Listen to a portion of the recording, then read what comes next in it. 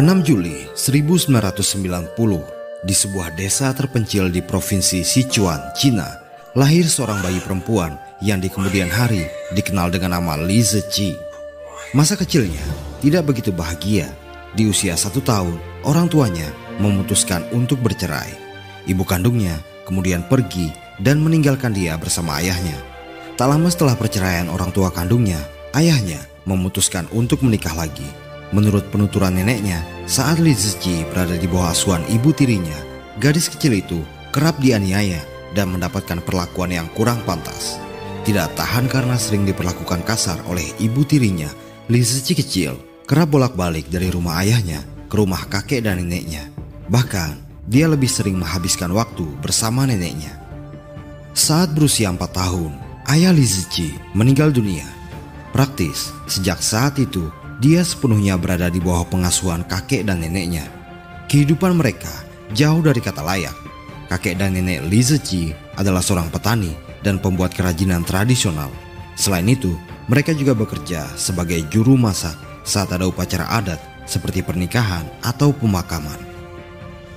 Jika kita melihat video yang dibuat Li Ziqi, dia menunjukkan berbagai keahlian yang dimilikinya dengan sangat fasih, seperti memasak, berkebun, membuat mebel tradisional, dan mengerjakan berbagai kerajinan tangan. Semua keahlian itu didapat saat bersama kakek dan neneknya. Sejak kecil, dia sudah biasa dihadapkan dengan kehidupan yang keras. Ini adalah pelajaran berharga yang kemudian menempa sosok Li Ziqi untuk menjadi lebih kuat. Meskipun kehidupan kecilnya sangat sulit, namun menurut Li Ziqi, itu adalah masa-masa paling bahagia dalam hidupnya. Tapi kebahagiaan itu tak berlangsung lama. Saat duduk di kelas 5 SD, kakeknya meninggal dunia. Dan sejak saat itu, satu-satunya orang paling berharga yang dimiliki Li Ziqi adalah sang nenek.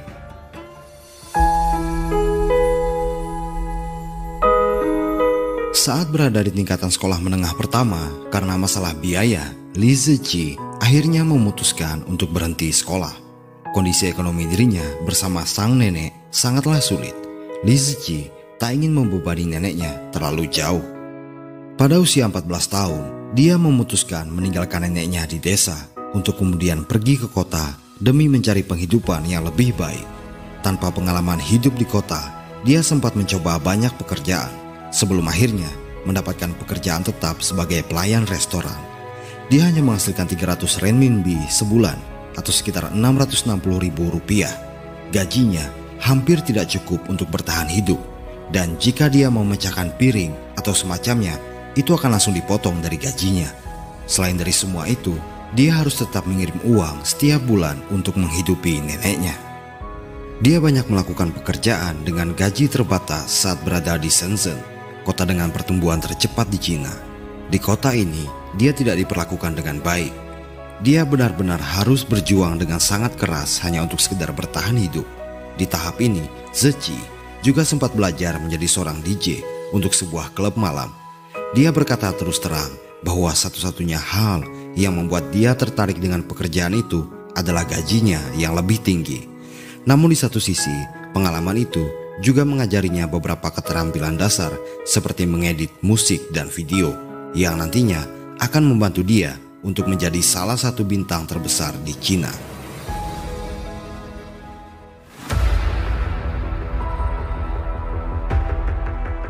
Pada 2012, nenek Ziqi mengalami keadaan darurat medis. Mengetahui kondisi itu, dia bergegas pulang untuk menemaninya. Dia bahkan lupa untuk meminta gaji terakhirnya. Setelah berada di bawah perawatan dokter di sebuah klinik selama 2 minggu, kondisi kesehatan nenek Ziqi akhirnya membaik. Mereka kemudian diperbolehkan untuk pulang. Sejak saat itu, Ziqi memutuskan untuk tetap tinggal di kampung halaman agar dapat terus merawat orang paling berharga dalam hidupnya itu. Saat kembali ke desa, dia memutuskan untuk melakukan pekerjaan layaknya seperti apa yang dilakukan semasa kakeknya masih hidup. Dia mulai dengan berkebun, seperti menanam tanaman sayur, palawija, dan pohon buah-buahan. Di sela pekerjaannya, dia juga menyempatkan untuk membuat kerajinan tangan dan mebel tradisional. Di desa, Li Ziqi tumbuh menjadi berkali-kali lipat lebih kuat. Dia menghabiskan hari-harinya dengan banyak pekerjaan, dimulai dari pagi hari dan tak jarang berakhir hingga larut malam. Pertengahan tahun 2014, gadis cantik ini mencoba peruntungan dengan membuka toko online di situs Taobao. Di situ, dia menjual produk-produk segar dari ladangnya sendiri bersama dengan barang-barang kerajinan yang dia produksi. Tetapi, di antara ribuan toko online yang serupa dengan miliknya, toko milik Zeci sama sekali tidak menonjol.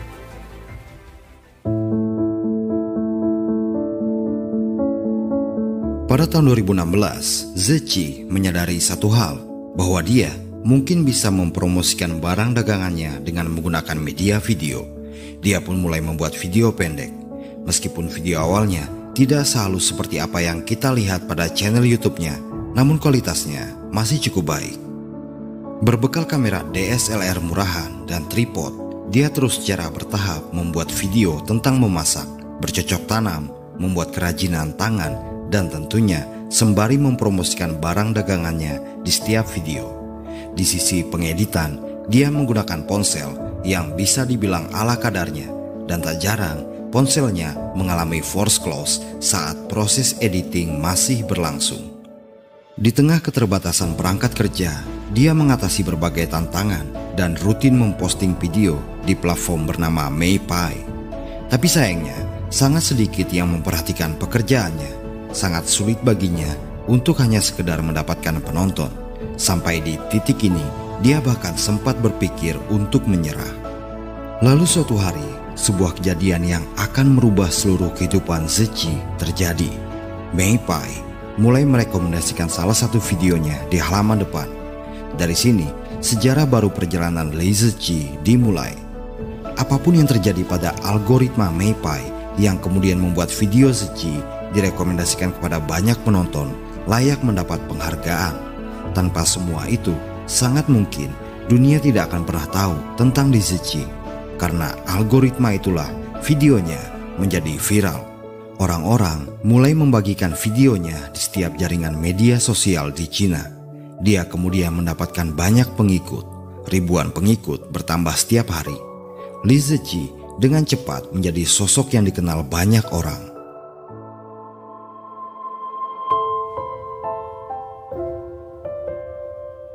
Saat Li Zeci mulai mendapati langkah baru di media sosialnya, mendekati akhir tahun 2016, situs di mana dia sering membagikan videonya, yaitu Meipai, mengalami masalah. Dengan dalih pembaruan sistem, Meipai kerap tidak dapat dibuka lagi oleh penggunanya. Hal ini menyebabkan banyak dari pengguna situs itu beralih ke media sosial lain. Salah satu yang mulai tren pada saat itu adalah Douyin, sebutan lokal untuk aplikasi TikTok di Cina. Serupa dengan langkah para fans yang mulai beralih ke media sosial lain, Zeci mulai mengatur ulang setiap konten yang telah dia buat untuk kemudian mengunggahnya di Douyin. Dan bukan hanya di Douyin, dia juga melebarkan karirnya di situs microblogging Sina Weibo. Karena sudah memiliki nama dan cukup terkenal sebelumnya, kali ini tidak terlalu sulit bagi Zeci untuk mendapatkan penggemar di kedua situs itu. Hanya dalam 2 minggu, dia berhasil meraup hingga ratusan ribu pengikut. Dan setelah itu, media sosialnya terus tumbuh dan pengikutnya terus bertambah hingga berkali-kali lipat setiap bulan.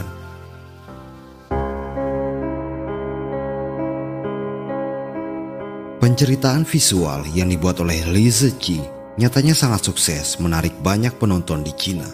Tentu saja ada nilai komersial yang dihasilkan. Untuk itu, pada tahun 2017, Zeci memutuskan untuk mulai bekerja sama dengan Hangzhou Weinan, sebuah perusahaan jaringan multi-channel yang berbasis di Hangzhou. Dia lalu membentuk tim profesional untuk membantu memfilmkan dan mengedit videonya. Dengan bantuan agen perusahaan, dia membuka saluran YouTube-nya di bulan Agustus tahun 2017. Tentu saja, motivasi terbesar Zeci dalam membuat saluran YouTube adalah agar dapat menjangkau penonton di seluruh dunia, dari luar Cina tentunya.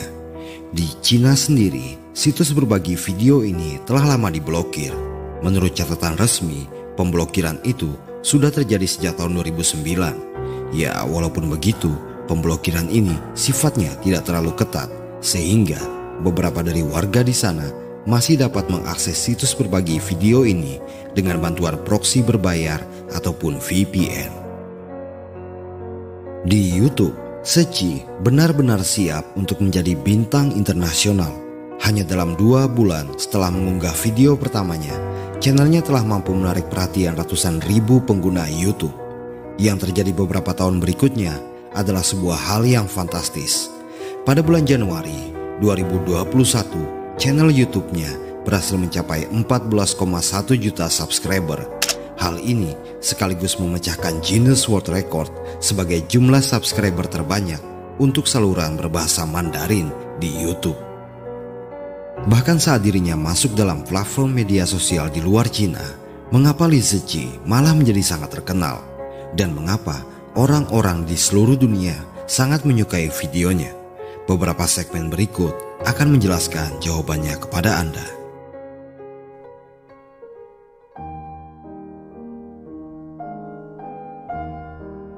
Ada banyak video tutorial pembuatan makanan di YouTube, tetapi dalam video-video Li Ziqi, pembuatan makanan tidak hanya sekedar memasak resep. Dia juga menyajikan seluruh proses, mulai dari menanam, memanen, hingga memasak dan memakannya. Inilah yang kemudian menjadikan dirinya sangat menonjol.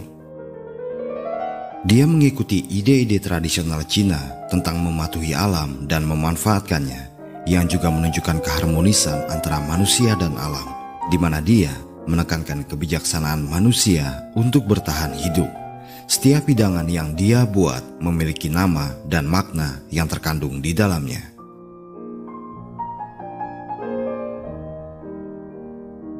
Saya percaya bahwa pemandangan dan lingkungan alam tempat dia merekam video-videonya adalah salah satu hal yang membuat banyak penonton tertarik. Itu berbasis di pegunungan Mianyang, Provinsi Sichuan.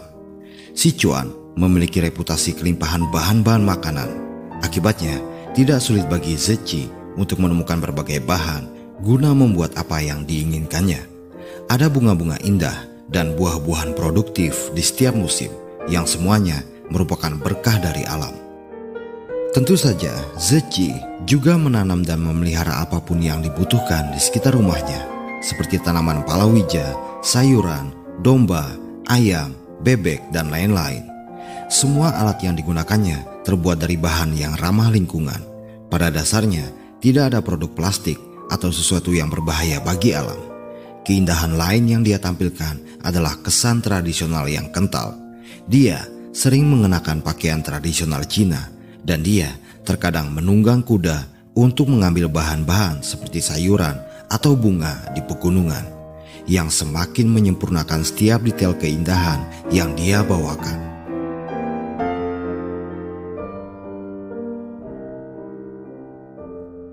Saya hanya memfilmkan hidup saya, kata Ziqi. Atau lebih tepatnya, begitulah dia apa adanya. Karena itu adalah gaya hidup yang benar-benar dia jalani. Dia dengan begitu baik mampu membawa penonton ke dimensi kehidupan pedesaan, di mana itu tidak dimiliki orang yang hidup dalam masyarakat modern atau perkotaan. Dia sepertinya bisa membuat segalanya dan bisa menjadi apa saja. Dalam hidupnya, dia adalah seorang koki, seorang insinyur, seorang tukang kayu, seorang peternak, seorang petani, dan seorang konten kreator. Ketenangan hidup yang dia tampilkan adalah impian bagi orang-orang yang jenuh dengan kehidupan modern.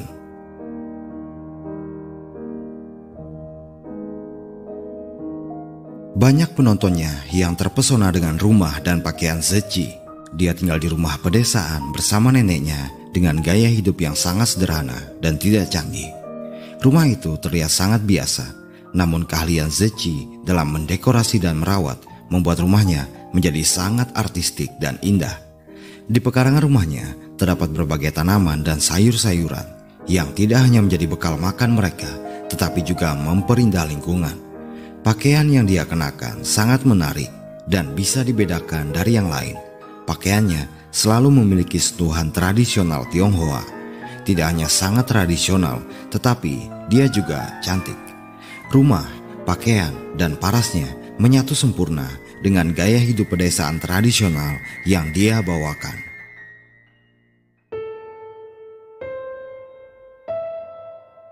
Li Ziqi dengan cepat menjelma menjadi salah satu vlogger paling populer di dunia. Dia dengan begitu luar biasa mampu menarik hingga belasan juta penggemar internasional di YouTube. Namun, artikel yang diterbitkan oleh salah satu lembaga penyiaran internasional asal Amerika Serikat, yaitu VOA, pada 12 Agustus 2020, gadis desa Li Ziqi dianggap sebagai salah satu contoh bagaimana pemerintah Cina memanfaatkan kumpulan besar selebritas dunia maya berbakat untuk menghasilkan kekuatan lunak bagi negara. Artikel tersebut memuat 2 poin. Pertama, kesuksesan Ziqi mendapat dukungan dari pemerintah. Dan kedua, bahwa pemerintah Cina melihat selebritas seperti dirinya sebagai sumber daya potensial yang perlu dimanfaatkan dan dikendalikan. Padahal, tidak ada sesuatu yang bersifat politis dapat ditemukan di videonya. Ziqi sendiri mengatakan dalam sebuah wawancara bahwa dia memiliki kendali penuh atas konten yang ingin dia filmkan. Pemirsa asing sebenarnya hanya tertarik dengan segala ketenangan dan keindahan yang dia sajikan dalam videonya. Li Ziqi dengan sangat baik membawakan pesona budaya tradisional Tiongkok yang sebenarnya. Terkait popularitasnya, itu mungkin secara tidak langsung akan meningkatkan kekuatan lunak bagi Cina. Salah satu sumber kekuatan lunak suatu negara memang datang dari sisi budaya. Di banyak tempat di seluruh dunia, kekuatan lunak atau soft power suatu negara memang bukan dihasilkan oleh pemerintah, tetapi kebanyakan berasal dari masyarakat sipil. Kasus Li Ziqi adalah contoh nyata bagaimana soft power Cina meningkat melalui upaya spontan dan aksi mandiri masyarakat sipilnya. Namun, beberapa media barat menolak untuk mengakuinya dan tuduhan seperti yang dilayangkan VOA sangat tidak beralasan karena mereka mencoba mengaitkan kesuksesan Li Ziqi dengan pemerintah Cina. Sejak bulan Juli 2021, Li Ziqi telah berhenti memposting video di semua media sosial miliknya. Dirinya yang telah mendapatkan lebih dari 17 juta subscriber di YouTube itu menghilang begitu saja. Banyak dari penggemar kemudian bertanya-tanya, kemana sebenarnya Li Ziqi?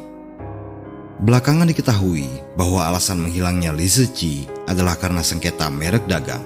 Secara khusus, pada 25 Oktober 2021, Li Ziqi mengajukan gugatan terhadap perusahaan Weinan di Pengadilan Negeri Sichuan, dan dia ingin mengakhiri semua kontrak kerjasama.